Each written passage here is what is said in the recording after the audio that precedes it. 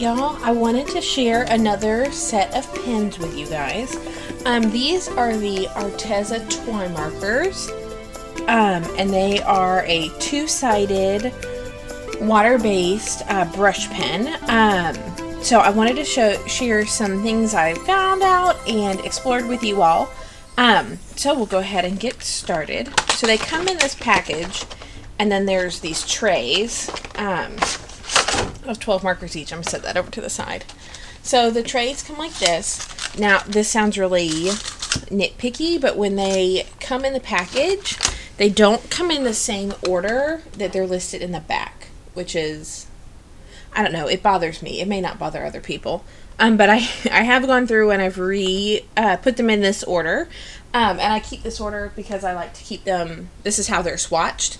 And so it's a lot easier for me to try to find something from this order in swatching order than flipping, you know, all over the place.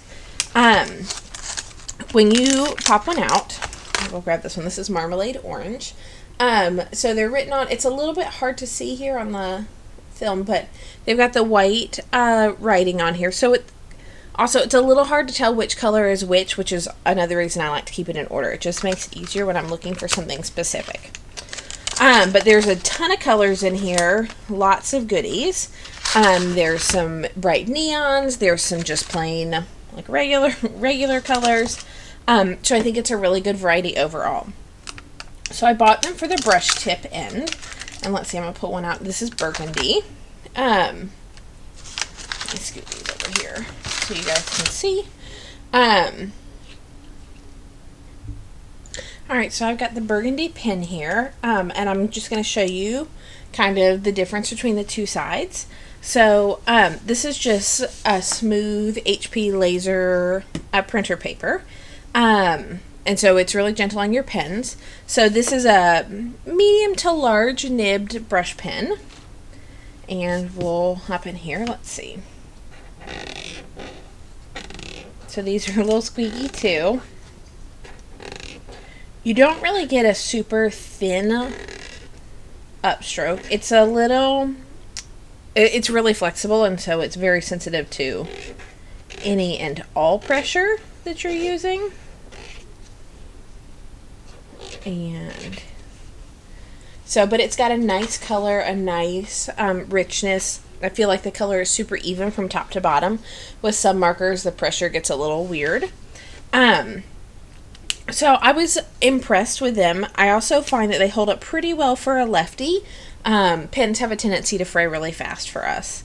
So I was also excited because I saw this little bullet tip on the other end, and I love a good bullet tip marker. And the color is consistent with what comes out of the other end. That's not always the case. But it's pretty, it's really neat, it's very fine, and it's super durable. I've done some stippling projects, and there's a picture of it on my website, but it's great for stippling. And then I found out maybe the most magical piece of all, that this back end is actually a brush pen. So you do have to use heavy pressure, but it has a little bit of a brush to it. I find that sometimes when I have to use pressure this heavy, it does have a tendency to make my lines a little wiggly, like this. Woo, super wiggly. And there's also sometimes a little bit of ink splatter. So I'm not sure that this will be my go-to little bitty brush pen, but it is kind of nice that you have that option. So and just as a comparison, I mean, this is tiny, and I'll show, this is the Tombow Feud soft nib, and just to show you next to it.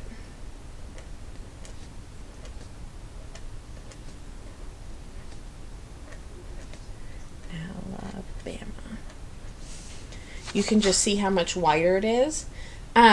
So, and this is, you know, this Feud pen is one of the smallest ones on the market. So this is definitely a great option for teeny tiny brush lettering. So the nibs on those seem, the nibs on the back of these seem pretty rubbery, and so they'll have, it feels like they'll hold up well and they'll bounce back. And even after I use it for my brush pen, I can come right back in here and I still get good stippling and all of that in here. I don't have any long-term, you know, it's not stuck, bent over, or anything like that. So, they also work well on mixed media paper. I find that it absorbs fairly quickly here, so I don't worry as much about running all over the place, but I do, and dragging my hand through it and all that. But I do like them also on mixed media paper. I think the colors pop a little bit. So this is just an old little piece. Let's stick that out of the way. Let's see. And let's pick a different color. We'll go cerulean blue. And let's see, what should we write?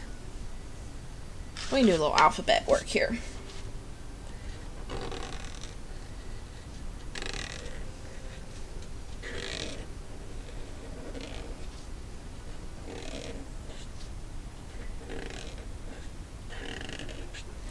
They just have a little,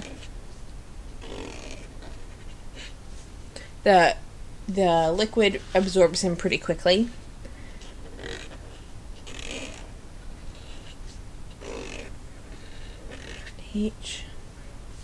Oop, a little messy. Here, we'll switch colors so you can see more of them. This also, it sounds really nitpicky. Sometimes when there's so many colors, it's hard for me to choose which one to go with. I, J, K, L, M, N, O. I'll switch over here. This is spearmint blue. That last one was bright blue. LMNOP. I really like this color. Q R S T. It is a little juicier. Just ran my hand through it. U W X. We'll cross that T, and we'll do one more in here. Let's see. What is next? This is mint green.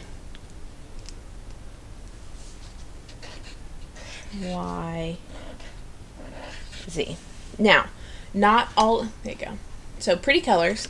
Not all of these are the same amount of bendy. Like this mint green is super soft. It just kind of bends over. And when you use heavy pressure, I also find that it like the tip frays a little bit like a paintbrush. It doesn't stay neat and thin and very pointy at the end. Whereas opposed to, let's see, was it this one? No, not that one. The spearmint blue, excuse me, had just a little bit more resistance to it. And so the line was not, it's not quite as, it just doesn't have the same feel in your hand. The other part is because the nib is large and because they're not necessarily evenly constructed, sometimes I found it hard to pick up and switch ink colors, like from row to row, and get a consistent line because the pen didn't always respond consistently, and you don't necessarily, the same amount of pressure doesn't get you the same thickness. So it's just something to be aware of. Overall, I definitely highly recommend them. I think they're a great pen. I would not recommend them for a brand new brush letterer. I think it's great if you've had some experience and you've tried a couple of things and you're looking for another large nibbed pen. But if you're starting here, I think you're going to find it to be really frustrating with just the inconsistencies in the large nib and then the amount of pressure for the small nib. So I hope that helps. There's more information linked underneath this to the blog post. There's pictures and all kinds of goodies. So take a peek. Let me know if you have any questions, and I hope you all enjoyed.